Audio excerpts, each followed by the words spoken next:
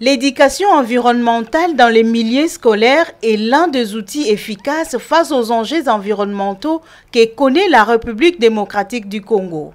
Aujourd'hui, nous vous emmenons au lycée Saint-Germain de Kinshasa, situé à Ndjili, un lieu où l'éducation ne se limite pas aux livres, mais s'étend également à la préservation de notre environnement. Nous avons eu à cet effet l'opportunité d'échanger avec les préfets Michel Collin-Mombanga sur des enjeux cruciaux tels que l'assainissement et la propreté en milieu scolaire. Il y a toute une organisation au niveau de l'école. Nous avons même le gouvernement des enfants où il y a un ministre qui s'occupe de l'environnement. Et puis nous veillons sur l'environnement.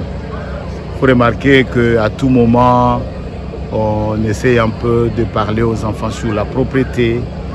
On demande aux enfants sur l'ordre, de mettre de l'ordre dans leur vie, dans leur milieu.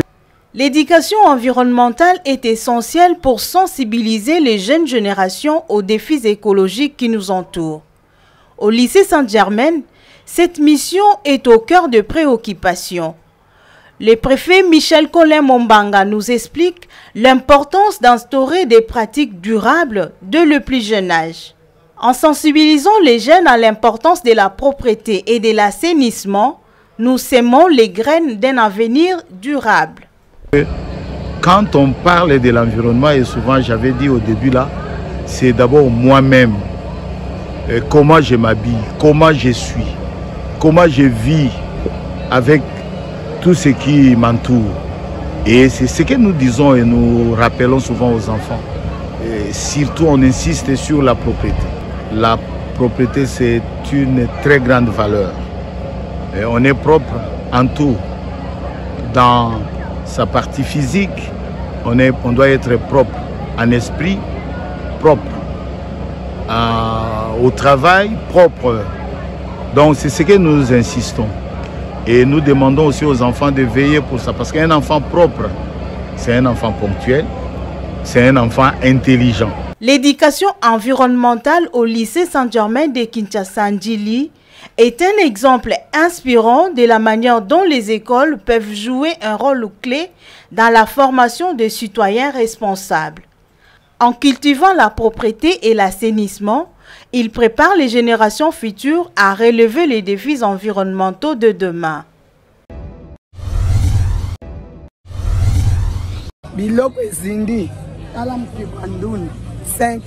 Nous sommes dans le site maraîcher de Kinshasa, Sekoumap. Ici, le maraîchage est bien plus qu'une simple activité économique. C'est une source de substances pour des milliers de familles. Cependant, le changement climatique menace cette précieuse ressource. Les agriculteurs de Sekoumap et de Kinshasa en général font face à des défis sans précédent.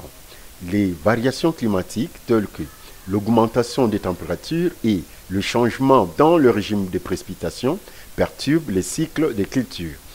Les récoltes deviennent de plus en plus imprévisibles, mettant en péril la sécurité alimentaire.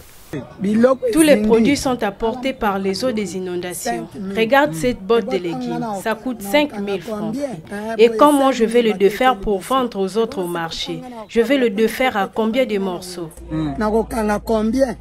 Les inondations de plus en plus fréquentes ravagent les champs, tandis que les périodes de sécheresse prolongées assèchent les sols. Les maraîchers doivent s'adapter rapidement pour survivre. Cependant, certains adoptent des techniques de culture plus résistantes, comme l'utilisation de variétés de plantes adaptées aux conditions climatiques changeantes. Ce qu'il faut affirmer aussi, c'est que ça se révèle un tout petit peu plus rentable que l'utilisation de produits chimiques de synthèse. C'est tout simplement parce que la plupart des matières que l'on utilise, en tout cas, elles sont disponibles localement. Et le plus souvent, elles ne sont pas du tout achetées ou à moindre coût, ou carrément elles sont ramassées. Mais ce n'est pas tout. Les pratiques maraîchères elles-mêmes peuvent avoir un impact significatif sur l'environnement. L'utilisation excessive de pesticides et d'engrais chimiques pollue les sols et les cours d'eau, menaçant la biodiversité locale. De plus, La déforestation pour faire place à de nouvelles terres agricoles contribue à l'érosion du sol et à la perte d'habitat naturel. Vous voyez, quand nous pulvérisons, les vents se balancent du côté nord, du côté sud. C'est très dangereux avec les fongicides que nous partons, c'est souvent que nous utilisons. Parfois tu pulvérises les plantes, toi aussi, le vent te revient, tu l'aspires sans connaître.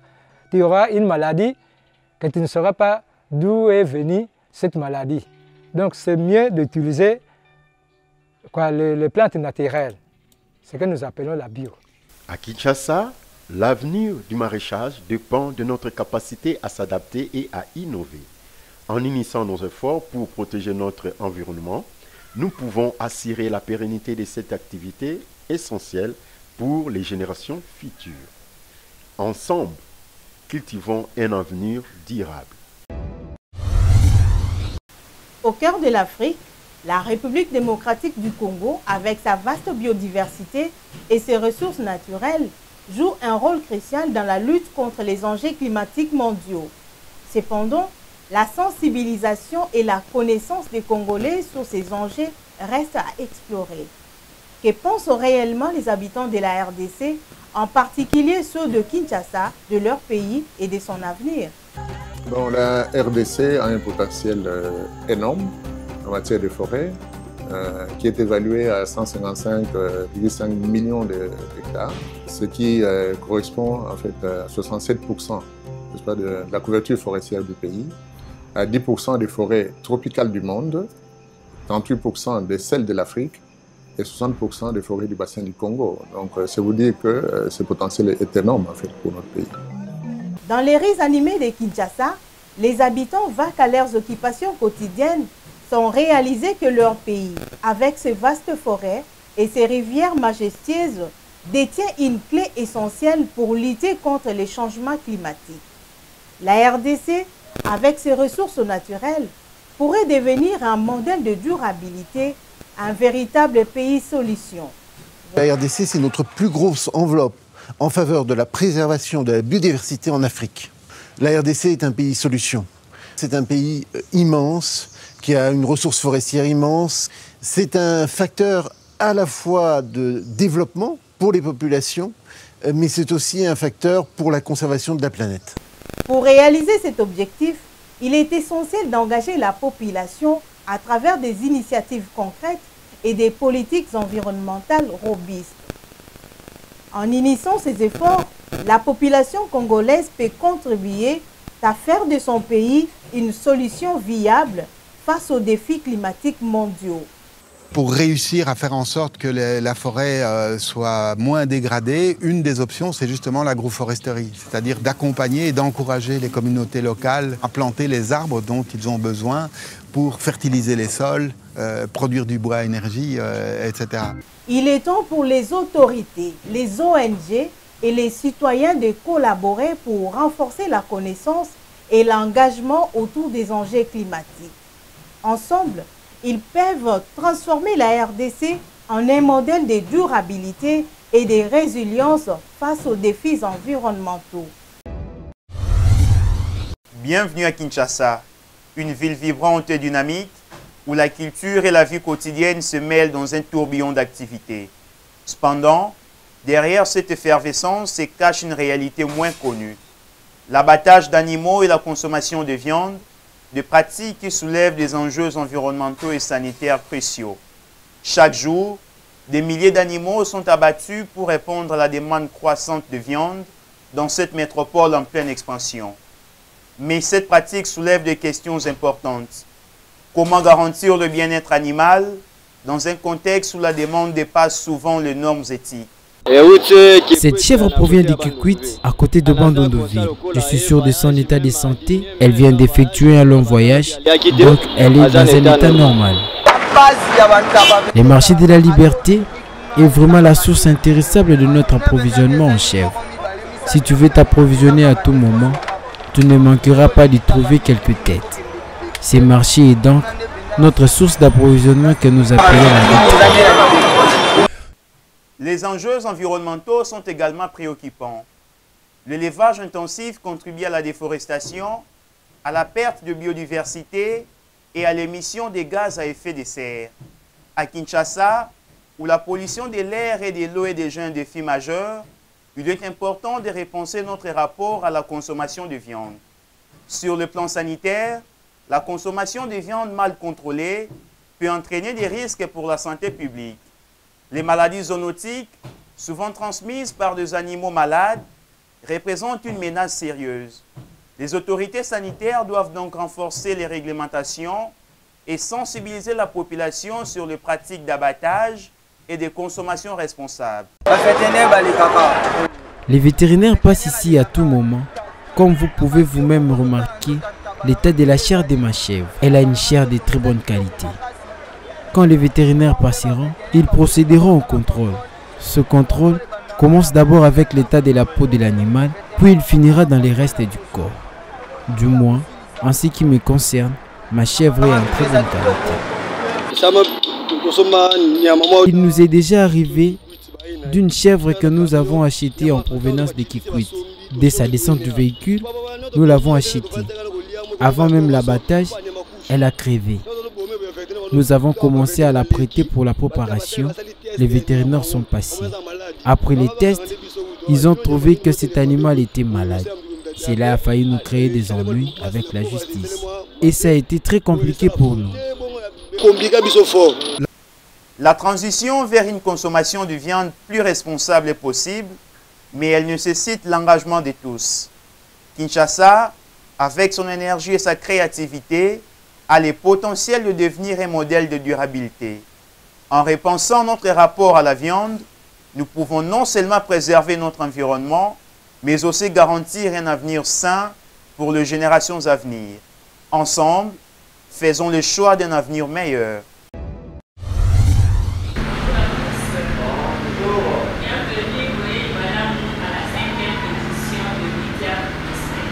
Le samedi 17 mai 2025, Média Gospel a célébré avec éclat son 5e anniversaire lors d'une conférence de presse marquante. Ce groupe chrétien, reconnu pour son engagement dans l'encadrement, la promotion et l'organisation d'événements, a réuni de nombreux participants pour faire le point sur le parcours et ses ambitions futures. Le directeur général, M. Mardoché, a ouvert l'événement en rappelant les objectifs majeurs de Média Gospel, soulignant l'importance de la foi et de la communauté dans chaque initiative. Son discours inspirant a réaffirmé l'engagement de l'organisation à servir et à élever les voix chrétiennes à travers des projets significatifs. On a eu à passer 5 ans, mais dans ces cas-là, on a eu à réaliser 4 éditions de Foro au Valentino. Pour dire que vous remarquez avec moi que Média Gospel, on est en train de travailler, on est en train d'œuvrer. Et la dernière réalisation qu'on a réalisée par rapport à ces termes de Foro Valentino, c'était au mois de février. On avait traité le sujet de réalisation, les relations amoureuses à distance, à conseiller ou à déconseiller. Madame Persine Tseka, la coordonnatrice de Média Gospel, a ensuite pris la parole pour dresser un bilan des 5 premières années de la structure. Avec passion et détermination, elle a partagé les succès et les défis rencontrés tout en mettant en lumière l'impact positif de leurs actions sur la communauté. Nous sommes à Média Gospel, une agence de presse chrétienne. Nous œuvrons dans les domaines des médias et de l'organisation des événements. Les événements culturels, bien sûr, dont nous avons conférences, concerts, réunions et tout autre. Notre but principal est de propager l'évangile du Seigneur et Sauveur Jésus-Christ à travers tous les supports médiatiques qui peuvent être imprimés ou soit numériques. Dans un élan de solidarité, Madame Tseka a également annoncé une nouvelle initiative, la mise en place d'un projet en faveur des orphelins. Un engagement fort qui témoigne la volonté de Média Gospel d'apporter un soutien concret aux plus vulnérables. Média Gospel a déjà lancé la sortie officielle de son projet Espoir ton talent, de sa compétition Espoir ton talent. Comme nous avons dit tantôt, ils ont concerné les enfants au bazar pour vivre dans l'orphelinat. Nous allons trouver des domaines, nous avons commencé avec le football et puis la musique. donc organiser un match de football inter-orphelinat. Donc un orphelinat avec un autre orphelinat, ou soit, selon les coachs nous ont dit qu'on pourra aussi former autant des équipes. Donc on peut mobiliser Tchad Mobimba, l'orphelinat et Tchad Mobimba, de mobiliser pour recruter les enfants automobiles qui sont aptes pour répondre à la football et plutôt constituer par l'équipe. Ensuite, on va maintenant faire les tournois inter-orphelinat. Cette conférence de presse a été un moment de partage et d'espoir où la foi et l'action se sont unies pour bâtir un avenir meilleur. Média Gospel, 5 ans d'engagement et un avenir prometteur à l'horizon. Nous faisons le prélèvement chaque mois et ça nous permet de savoir à quel mois l'arbre est en croissance et à quel mois il est en repos. D'une superficie de 225 000 hectares, la réserve biosphère de Yangambi en République démocratique du Congo est l'une des principales aires protégées menacées par l'anthropisation dans la région. Malgré son appartenance au réseau mondial des réserves de biosphère depuis les années 70, les connaissances sur les dynamiques d'occupation du sol y sont encore lacunaires. Aujourd'hui, des recherches sont menées par UNERA et plusieurs autres chercheurs pour sauvegarder ce patrimoine forestier. Cette datation des arbres nous permet en fait de comprendre combien de temps il faut à la forêt pour atteindre les niveaux ou la structure qu'elle a aujourd'hui. Si aujourd'hui nous coupons la forêt, nous savons que pour l'avoir encore, il faudra attendre autant d'années. Le taux annuel de déforestation est passé de 0,18% au cours de la période 1986-2003 à 0,30% en 2003 et 2016. Durant cette dernière période, la forêt primaire a connu un taux de déforestation plus élevé qu'en forêt secondaire. Les principales causes de déforestation mentionnées par les habitants sont, entre autres, l'agriculture itinérante sur brûlis, l'exploitation artisanale des minerais et la fabrication des pirogues. On vit dans une forêt naturelle, on coupe les arbres, on met le feu, on sème une fois, après les récolte, ils partent encore chercher de nouvelles terres. Et donc là, on les a dit non, il y a possibilité de refaire l'agriculture plusieurs fois dans le même espace. La pression démographique sans amélioration du niveau de vie des communautés ou des techniques agricoles et le développement des réseaux routiers favorisant les échanges commerciaux en sont des causes sous-jacentes. Les communautés locales qui vivent dans la pauvreté ont besoin d'autres alternatives que d'exploiter des ressources naturelles.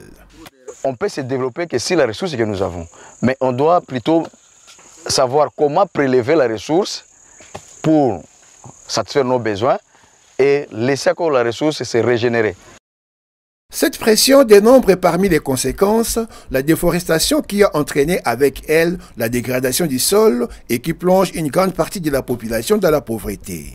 Cette dynamique de déforestation dans une forêt rattachée au réseau mondial des réserves de biosphère entame l'objectif fixé par l'État d'étendre les réseaux d'aires protégées à 15% du territoire national.